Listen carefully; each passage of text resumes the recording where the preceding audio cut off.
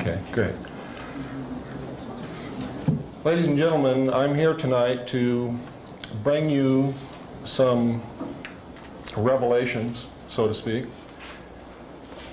We've been asleep for many, many years, and it's time now for us to wake up. And it's time for us to wake up not in fright, not to look around and jump back from the shadows, but to come awake with our eyes open, realizing what stands in front of us and what we must do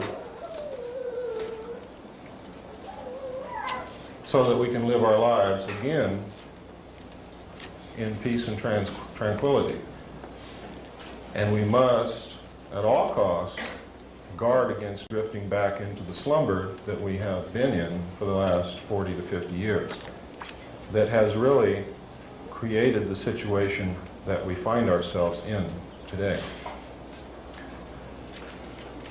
We're going to be discussing a lot of subjects tonight, and I would like for you to hold your questions until the end, at which time I will be happy to answer them. The harder the question, the more I like it. There's no such thing as a dumb or stupid question. And while I'm imparting this information to you tonight, I want you to try to come up with questions to poke holes in it.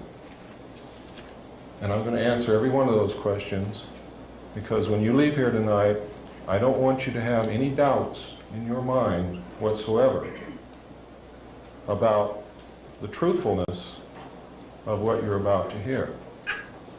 Because it is so important not only that you understand it and believe it, but that you act upon it so that we can do something about it.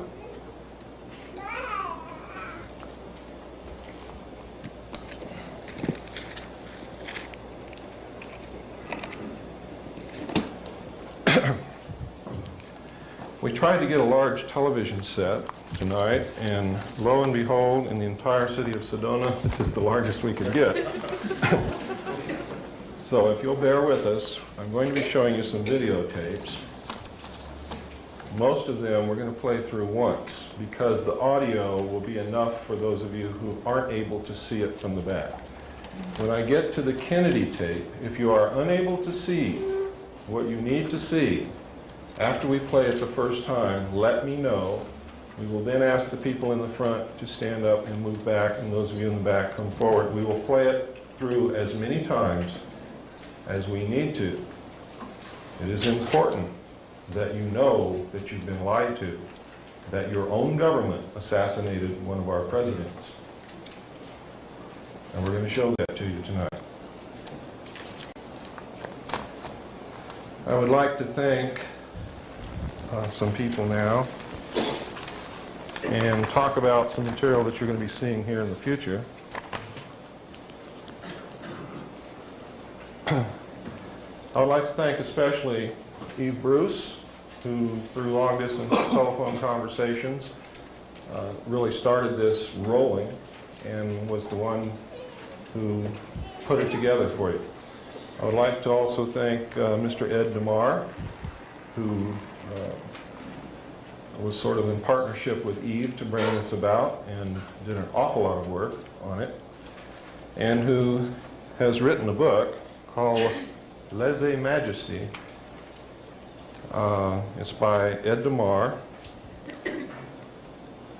and it covers or concerns a lot of the material that I'm going to discuss tonight, and a lot of the things that Colonel James Boegreitz is talking about across the nation.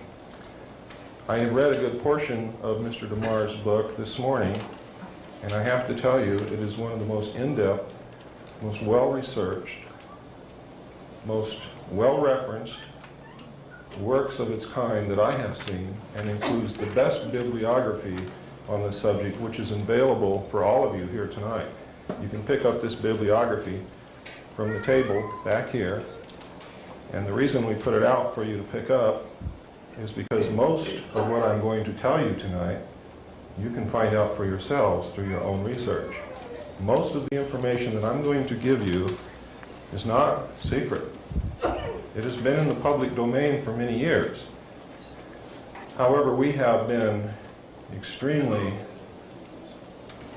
trying to think of a nice word for it, but I can't. The word is really negligent. Asleep. We have abdicated our role as the watchdogs of our government. Instead of reading, instead of questioning, we watch television. We believe everything that Dan Rather tells us, amongst others. He is just one. There are many, and I'm going to tell you a little bit about that later, who lie to you every night on the 6 o'clock news and the 11 o'clock news. So that we get started off on the right foot, I'd like to preface my talk with something I think you need to hear to put you in the proper frame of mind and keep you, I hope, from becoming afraid. Fear is a worse enemy than any other thing that we have to face. Ladies and gentlemen, the world needs to hear the truth. It's long overdue. The world also needs more peace, compassion, and cooperation. We already have too much fear and confusion. And too many people are feeling hopeless and victimized. What is offered here is startling information. And what we ask is that if you choose to accept it, you do so with the understanding that it would not come to our attention now if we did not have the ability to successfully respond. But successful only if we bring our highest thoughts, energies, and feelings to take positive action. We are not here to create more confusion, fear, or negative energies of any kind. And it is important that we not give in to these in ourselves, as it would only add to what the world already has. Fearing and fighting is the old way. We've tried to change the world, and the result has been that those who managed to be the victors brought the same constrictive and negative patterns back into power. We have now come to the threshold of a new understanding, that we must fight fear with confidence, hatred with love, separateness with unity, and beliefs of being a helpless victim with the acknowledgement and acceptance of the power we have to create our own lives and then the world. It can only go in that order. For if we are still creating confusion and negativity in our own experience, we can only contribute that to the world. We can change the world, but it will not be by outward action alone. To the extent we can bring truthfulness, compassion, and peace in our own lives is the exact extent to which we will bring them into the world. This does not mean that we have to sit in our rooms until we perfect our own lives, but to realize that if we see ourselves as victims, we will be victimized. If we perceive part of the world as separate, wrong, or evil, that is exactly what we will have. This story was beautifully played out in Star Wars. Luke had to gain his own inner power first by his belief in his connectedness with all things, and could only succeed in battle by not giving in to negative feelings. The problems that have arisen in our world have come as a reflection of our own collective fears, beliefs in separateness, and refusal to accept our own power and responsibility for the events in our lives. If we give in to these same feelings again, the battle will be lost before it is begun. Now I want you to bear that in mind. I want you to bear in mind that what has happened over the years, we bear a major part or portion of the responsibility. And it is up to us, in the abdication of others to correct the situation, to correct it. We are powerful. each and every one of us is worthy, is powerful, has great potential to change the world. If you look back through history, you will find at least 27 incidences that I can pinpoint where one man or one woman has changed the entire world. So if you doubt your ability to successfully act and change the world, I challenge you to re-examine that belief, and I challenge you to stand up, take action, and I guarantee you that you will be amazed at the power that you really, really have. Ladies and gentlemen, what I'm talking about tonight began many years ago, 250 years ago to be exact. This is not something that has happened overnight. This is not something that's going to go away overnight.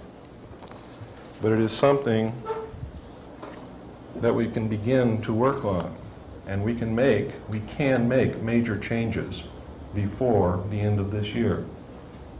And before the night is over, that is going to be my challenge to you, and my commission to you is to help us bring about those changes. And I will tell you exactly what those are.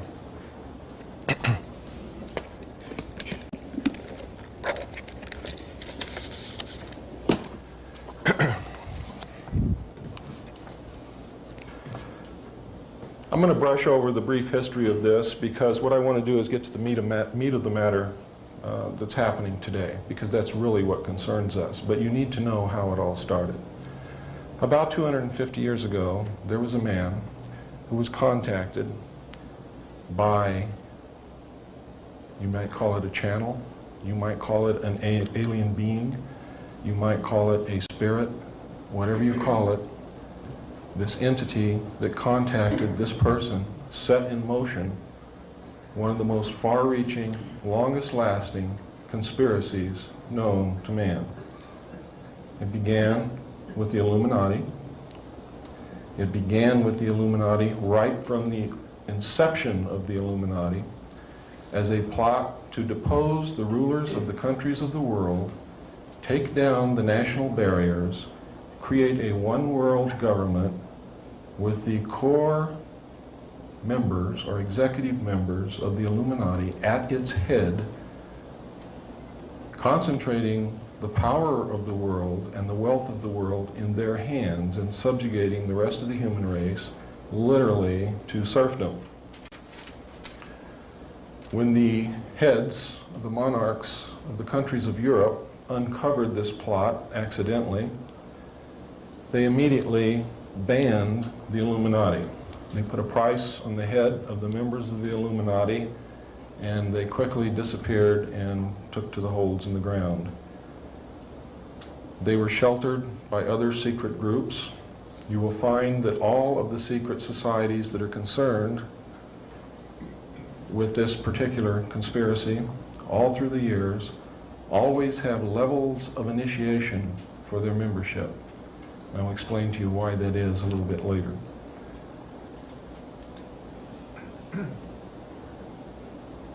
This is really a European thing, but it has spread to the United States. The major controlling membership of these secret societies is a group known as the Round Table of Nine. They are the heads of the most powerful banking families in the world. When you get right down to it, there are only 9 families. I am imparting this information to you tonight. I want you to try to come up with questions to poke holes in it. And I'm going to answer every one of those questions, because when you leave here tonight, I don't want you to have any doubts in your mind whatsoever about the truthfulness. It's time now for us to wake up. And it's time for us to wake up, not in fright, not to look around and jump back from the shadows, but to come awake with our eyes open, realizing what stands in front of us and what we must do so that we can live our lives again in peace and tranquility. And we must, at all costs, guard against drifting back into the slumber that we have been in for the last 40 to 50 years, that has really created the situation that we find ourselves in today. We're going to be discussing a lot of subjects tonight, and I would like for you to hold your questions until the end, at which time I will be happy to answer them. The harder the question, the more I like it. There's no such thing as a dumb or stupid question. And while... I think it might tilt. Yeah, okay, great. Ladies and gentlemen, I'm here tonight to bring you some revelations, so to speak. We've been asleep for many, many years.